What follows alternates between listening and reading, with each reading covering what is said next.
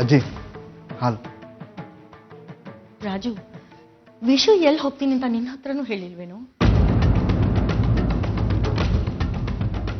ಅಜ್ಜಿ, ನಾನು ಶಾಸ್ತ್ರಿಗಳ ಮನೆಗೆ ಫೋನ್ ಮಾಡ್ತೀನಿ. ರಾಧಿಕನ ಹತ್ರ ಕ್ಯಾಶುಯಲ್ ಆಗಿ ಮಾತಾಡ್ತೀನಿ ಅಷ್ಟೇ. ಅವನು ಅಲ್ಲಿಗೆ ಹೋಗಿದ್ದಾನೋ ಇಲ್ವೋ ಅನ್ನೋದು ಗೊತ್ತಾಗುತ್ತೆ. ಬೇಡ ವಿವೇಕಣ್ಣ, ರಾಧಿಕತ್ಗೆ ಇಷ್ಟೊತ್ತಲ್ಲಿ ಫೋನ್ ಮಾಡೋದು ಚೆನ್ನಾಗಿರತ್ತ? ಅದು ಅವ್ರು ಊಟ ಮಾಡಿ ಮಲ್ಕೊಂಡಿರ್ಬೋದು. ಇಷ್ಟೊತ್ತಿಗೆ ಯಾರೋ ಮಲ್ಕೊಂಡಿರ್ತಾರೆ. ಅದು ಅಲ್ಲದೆ ನಾನು ಅವ್ರಿಗೆ ಗಾಬರಿ ಆಗೋ ರೀತಿ ಏನು ಮಾತಾಡಲ್ಲ. ಯೋಚನೆ ಮಾಡಬೇಡ. ಒಂದು ಕೆಲಸ ಮಾಡು, ಶಾಸ್ತ್ರಿಗಳಿಗೆ ಫೋನ್ ಮಾಡಿ ಮದುವೆ ತಯಾರಿ ಹೇಗೆ ನಡೀತಾ ಇದೆ ಅಂತ ಕೇಳೋಕೆ ಫೋನ್ ಮಾಡಿದೆ ಅಂತ ಹೇಳು. ಸರಿ ಅಜ್ಜಿ.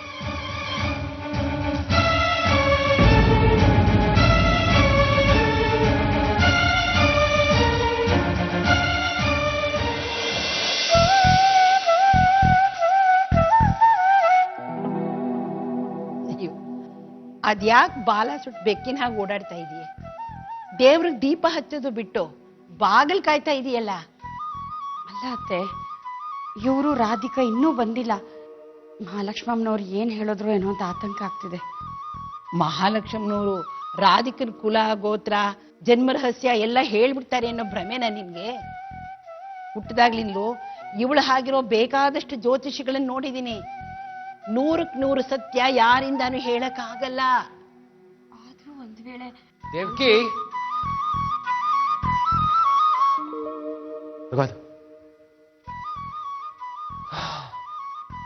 ರಾಧಿಕಾ, ಮಹಾಲಕ್ಷ್ಮಮ್ಮನವ್ರು ಸಿಕ್ಕಿದ್ರ? ಏನ್ ಹೇಳಿದ್ರು?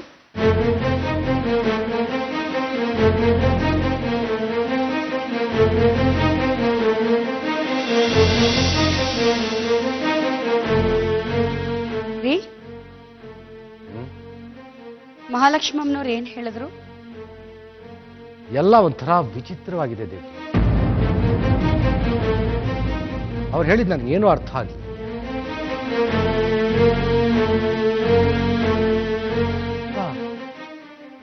ನಮ್ಮ ರಾಧಿಕಾ ಅವ್ರ ಕಾಲಿಗೆ ನಮಸ್ಕಾರ ಮಾಡಿದ ಕೂಡ್ಲೆ ಇರು ನಾ ತಗೋತೀನಿ.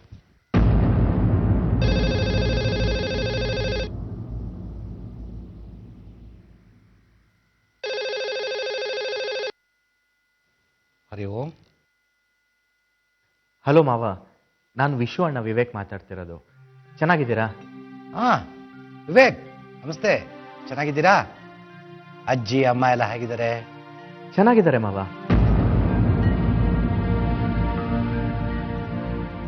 ಏನಿಲ್ಲ, ವಿಶ್ವ ಇವತ್ತು ಹರಿಹರಪುರದ ಯಾವುದೋ ಒಂದು ದೇವಸ್ಥಾನದ ಶಿಲಾನ್ಯಾಸ ಕಾರ್ಯಕ್ರಮಕ್ಕೆ ಹೋಗಿದ್ದಾನೆ. ಕಾರ್ಯಕ್ರಮ ಮುಗಿದ್ಮೇಲೆ ನಿಮ್ಮ ಮನೆಗೆ ಹೋಗ್ಬಿಟ್ಟು ಬರ್ತೀನಿ ಅಂತ ಹೇಳಿದ್ದ. ಹೌದಾ? ನಮ್ಮನೆಗ ಬಂದಾಗಿಲ್ವಲ್ಲ?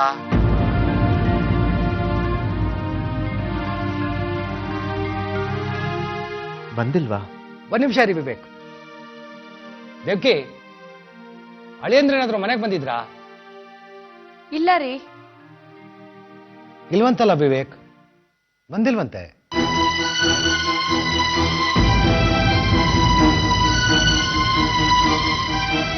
ಹಲೋ ವಿವೇಕ್, ಅಳಿಯಂದ್ರು ಇನ್ನೂ ಮನೆಗೆ ಬಂದಿಲ್ವಾ? ತುಂಬಾ ಹೊತ್ತಾಯ್ತಲ್ಲ. ಬಹುಶಃ ಅಲ್ಲಿ ಕಾರ್ಯಕ್ರಮ ತಡವಾಗಿರ್ಬೇಕು ಅಂತ ಕಾಣಿಸುತ್ತೆ. ಅದು ಅಲ್ಲದೆ ಟ್ರಸ್ಟ್ನ ಕೆಲವೊಂದು ಇಂಪಾರ್ಟೆಂಟ್ ಕೆಲಸಗಳನ್ನ ಮದುವೆಗಿನ್ನ ಮುಂಚೆನೆ ಮಾಡಿ ಮುಗಿಸ್ಬೇಕು ಅಂತ ಇದ್ದ. ಹಾಗಾಗಿ ತಡ ಆಗಿರ್ಬೇಕು ಅಂತ ಕಾಣಿಸುತ್ತೆ. ನೀವೇನು ಟೆನ್ಷನ್ ಮಾಡ್ಕೊಳಕ್ ಹೋಗ್ಬೇಡಿ. ಸರಿ ನಮ್ಮವ? ಸರಿ, ನಾನು ಫೋನ್ ಇಡ್ತೀನಿ. ಆಯ್ತು ವಿವೇಕ್. ಹರಿ ಓಂ.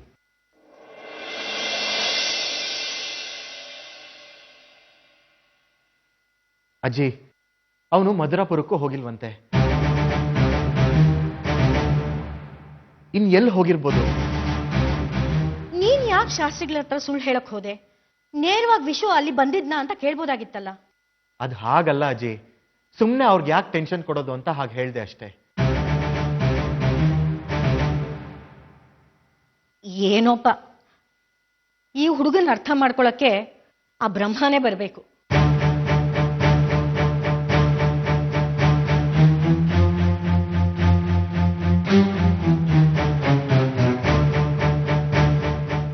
ಅಜ್ಜಿ, ನೀವು ಮಾತ್ರನೇ ತಗೊಂಡಿಲ್ಲ, ಕೊಡೋದೇ ಮರ್ತ್ಬಿಟ್ಟಿದ್ದೆ. ತರ್ತೀನಿ.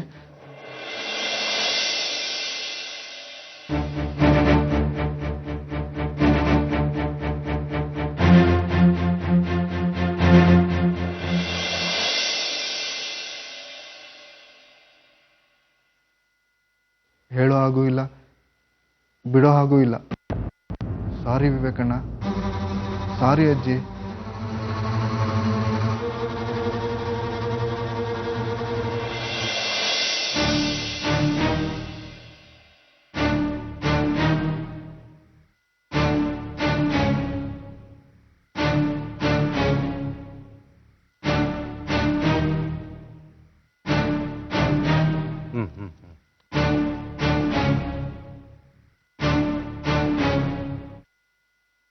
ಪೂರ್ಣ, ಅದೇನೋ ಹೇಳ್ತಾ ಇದೆಯಲ್ಲ, ಮಹಾಲಕ್ಷ್ಮನವರು ಏನು ಅಂದ್ರು ಅಂತ? ಅದಾ ಅಮ್ಮ, ರಾಧಿಕಾ ಅವ್ರ ಕಾಲಿಗೆ ನಮಸ್ಕಾರ ಮಾಡಿದ ಕೂಡಲೇ ದೀರ್ಘ ಸುಮಂಗಲಿ ಭವ ಅಂತ ಅವ್ರ ಆಶೀರ್ವಾದ ಮಾಡಿದ್ರು.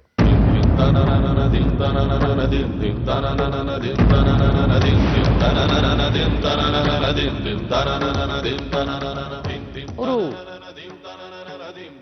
ರಾಧಿಕನ ವಿವಾಹಿತ ಹೆಂಗಸು ಅನ್ನೋ ದೃಷ್ಟಿಯಲ್ಲಿ ನೋಡಿದ್ರು.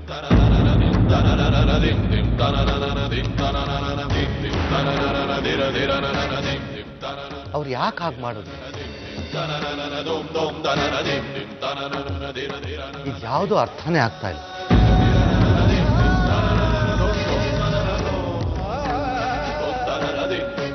ಕಂಡ್ಕೊಂಡವ್ರ ಮಾತಿಗೆಲ್ಲ ಇಷ್ಟೊಂದು ಚಿಂತೆ ಮಾಡಬಾರ್ದು. ಅವಳಿಗೆ ಮದುವೆ ನಿಶ್ಚಯ ಆಗಿತ್ತಲ್ಲ, ಆದ್ರಿಂದ ದೀರ್ಘ ಸುಮಂಗಲಿ ಭವ ಅಂತ ಅಂದಿರ್ತಾರೆ.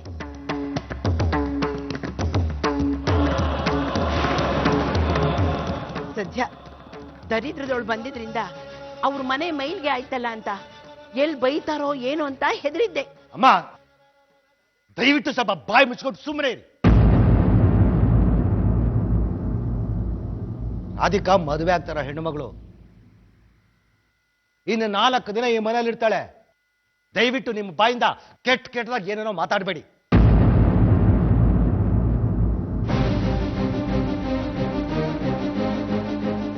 ನೋಡಿ, ಆ ಮಗು ಈ ಮನೇಲಿರೋ ತನಕ ನಿಮ್ಮ ಕೈಯಲ್ಲಿ ಸಾಧ್ಯ ಆದ್ರೆ 4 ಒಳ್ಳೆ ಮಾತಾಡಿ. ಇಲ್ವಾ ಮಾತೇ ಆಡಬೇಡಿ.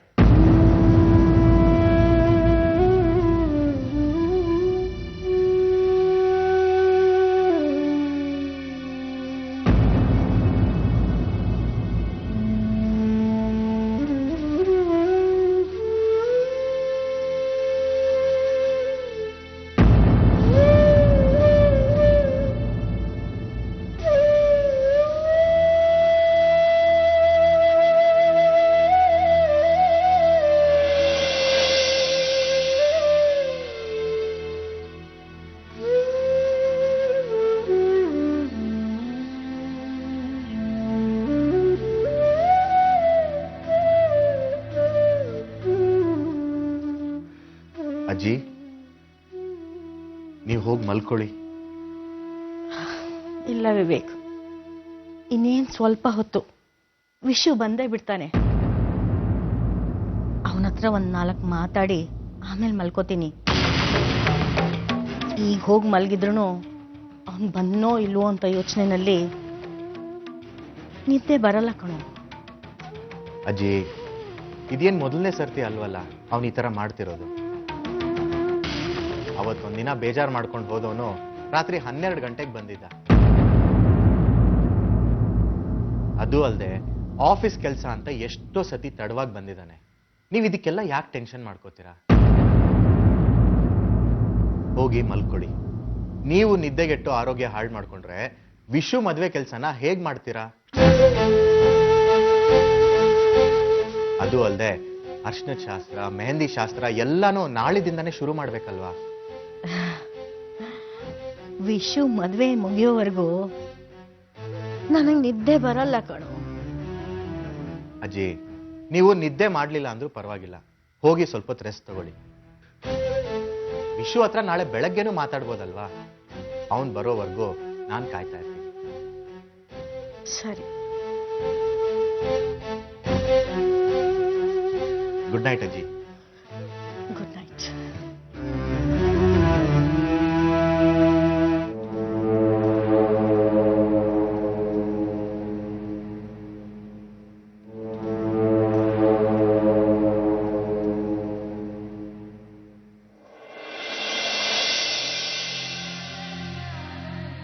ಇದು ರಮ್ಯ ಚೈತ್ರ ಕಾಲ, ಇದು ರಮ್ಯ ಚೈತ್ರ ಕಾಲ.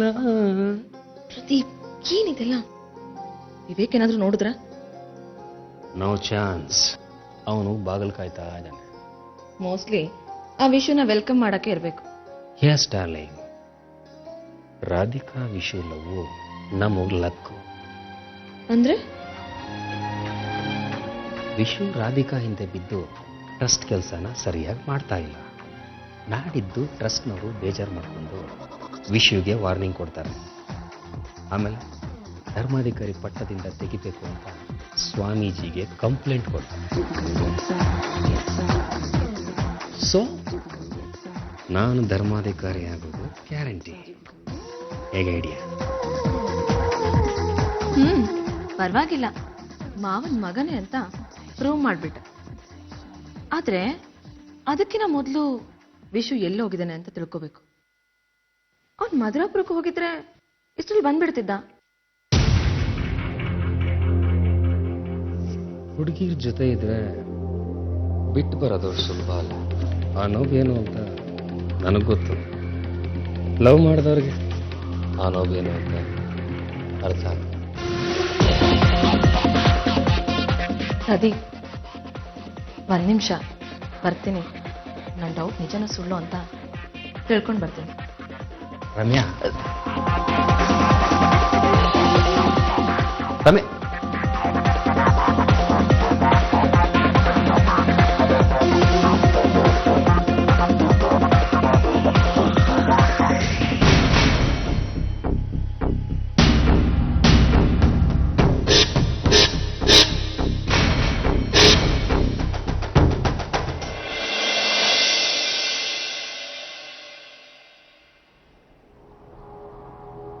ವಿಶಾಖನ್ ಜೊತೆ ಅವ್ರ ಮದುವೆ ನಿಶ್ಚಯ ಆದಾಗ್ಲೇ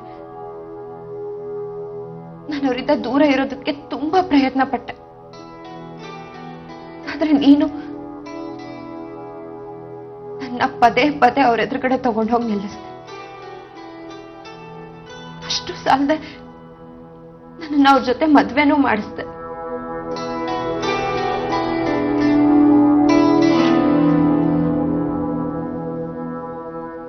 ಅವ್ರಿಗೆ ನನ್ನನ್ನು ಮರೆಯೋಕ್ಕಾಗ್ದೆ, ವಿಶಾಖನ್ ಜೊತೆ ಜೀವನ ಮಾಡೋದಕ್ಕೂ ಆಗದೆ ಎಷ್ಟು ಸಂಕಟ ಪಟ್ಟಿದ್ದಾರೆ ಅಂತ ನನ್ನ ಕಣ್ಣಾರೆ ನಾನು ನೋಡಿದ್ದೀನಿ ಕೃಷ್ಣ.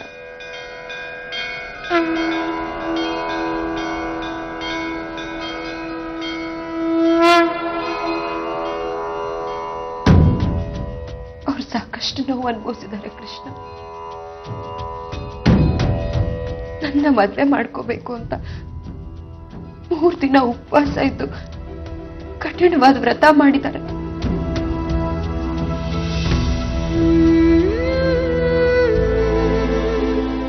ನಮ್ಮ ಪ್ರೀತಿ ಸಾರ್ಥಕ ಆಗ್ಬೇಕು, ಯಾರ ಕೆಟ್ಟ ದೃಷ್ಟಿನೂ ಬೀಳಬಾರ್ದು ಅಂತ ನಾನು ಈ ವ್ರತ ಮಾಡ್ತೀನಿ.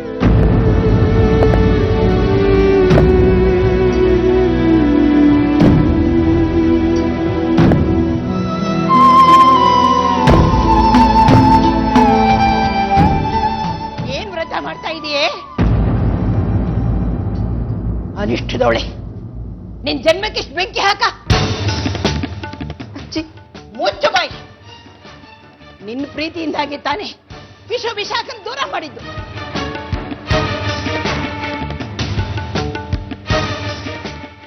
ಇಲ್ಲ ಅಜ್ಜಿ, ವಿಶುಗೂ ವಿಶಾಖಂಗೂ ಮದುವೆ ಮಾಡಿಸ್ತೀನಿ ಅಂತ ಮಂಗಳೂರು ಕರ್ಕೊಂಡು ಹೋದೆ. ಅಲ್ಲದೇನು ವಶೀಕರಣ ಮಾಡಿಸಿದ್ಯೋ ಏನು, ಅದರಿಂದಾಗಿ ವಿಶಾಖ ಸಂಸಾರ ಬಿಟ್ಟು ಸಿನಿಮಾ ಸೇರೋ ಹಾಗಾಯ್ತು. ಆಮೇಲೆ ವಿಶಾಖನ್ ಕರ್ಕೊಂಡ್ ಬರ್ತೀನಿ ಅಂತ ನನ್ನ ಹತ್ರ ಸುಳ್ಳು ಹೇಳಿ ವಿಶು ಜೊತೆನಲ್ಲಿ ಊರೂರು ಸುತ್ತದೆ. ಅದರಿಂದಾಗಿ ವಿಶಾಖನು ಮನೆಗೆ ವಾಪಸ್ ಬರ್ದಿರೋ ಹಾಗಾಯ್ತು. ಹೇಳಿ, ವಿಶುನ ನಿನ್ ಕೈಗೊಂಬೆ ಮಾಡ್ಕೋಬೇಕು ಅಂತ ಹೊರಟಿದ್ಯಾ ಅಲ್ವಾ? ಅವನನ್ನ ಅವರ ಅಮ್ಮ ಅಜ್ಜಿ ಎಲ್ಲರಿಂದ ದೂರ ಮಾಡ್ಬೇಕು ಅಂತ ಹೊರಟಿದ್ಯೇನೆ? ಆ ಮಹಾಲಕ್ಷ್ಮನವ್ರು ಹೇಳಿದ್ರು ಅಂತ ವ್ರತ ಮಾಡ್ತೀಯಾ? ಇಲ್ಲ ಅಜ್ಜಿ, ಅದು ಅವ್ರ ಕಂಟಕ ಇದೆ ಅಂತ ನನಗೆ ಮಾಡಕ್ ಹೊರಟಿರೋದು ಅಜ್ಜಿ. ಕಂಟಕನಂತೆ ಕಂಟಕ? ನೀನಿರೋದೇ ದೊಡ್ಡ ಕಂಟಕ ಅವನಿಗೆ. ವಿಶಾಖನ ವಿಶು ಜೊತೆನಲ್ಲಿ ಸಂಸಾರ ಮಾಡೋದಕ್ಕೆ ಬಿಡ್ಲಿಲ್ವಲ್ಲ, ಅದೇ ದೊಡ್ಡ ಕಂಟಕ ಕಣೆ. ಇದಕ್ಕಿಂತ ಕಂಟಕ ಇದೆಯಾ? ಆದ್ರೆ ಒಂದ ನೆನ್ಪಿಟ್ಕೋ, ನೀನೇನೇ ಪೂಜೆ ಪುನಸ್ಕಾರ ಮಾಡಿದ್ರು ಈ ಜನ್ಮದಲ್ಲಿ ವಿಶು ನಿನ್ನ ಗಂಡನಾಗಿ ಬದುಕೋದಕ್ಕೆ ಸಾಧ್ಯನೇ ಇಲ್ಲ.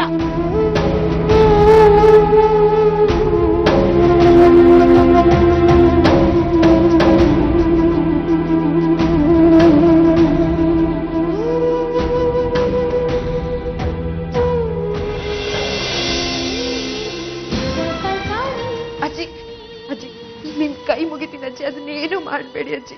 ಕೊಡಿ ಅಜ್ಜಿ ಅದನ್ನ. ಇದನ್ನ ಸುಟ್ಟು ಬೂದಿ ಮಾಡ್ತೀನಿ. ಇದ್ರ ಜೊತೆನಲ್ಲಿ ನಿನಗೆ ವಿಶು ಮೇಲಿನ ಪ್ರೀತಿ ಕೂಡ ಸುಟ್ಟು ಬೂದಿ ಆಗ್ಬೇಕು. ಅಜ್ಜಿ ಅಜ್ಜಿ ನನ್ನ ಮಾತು ಕೇಳಿ ಅಜ್ಜಿ. ಅಜ್ಜಿ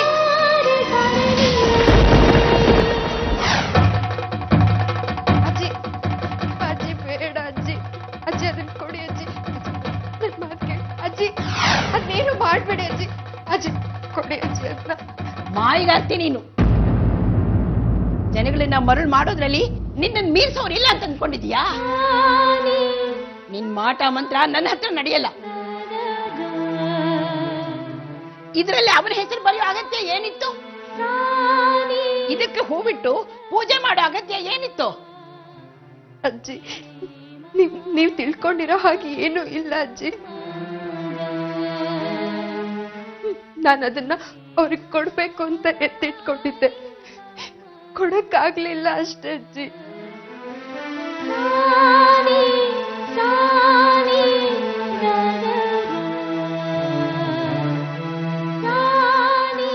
ಈ ಅರಿವೆ ತುಂಡನ ಅವನಿಗೆ ಕೊಡ್ತೀಯಾ? ಕೋಟ್ಯಾಧಿಪತಿ ಅವನು, ಬಟ್ಟೆಗೇನ್ ಬರಗಾಲನ ಅವನಿಗೆ? ಸುಳ್ಳಿ ಹೇಳಿದ್ರೆ ನಾಲ್ಗೆ ಸೀಳ್ಬಿಡ್ತೀನಿ. ಇಲ್ಲ ಅಜ್ಜಿ, ನಿಜನೇ ಹೇಳ್ತಿರೋದು.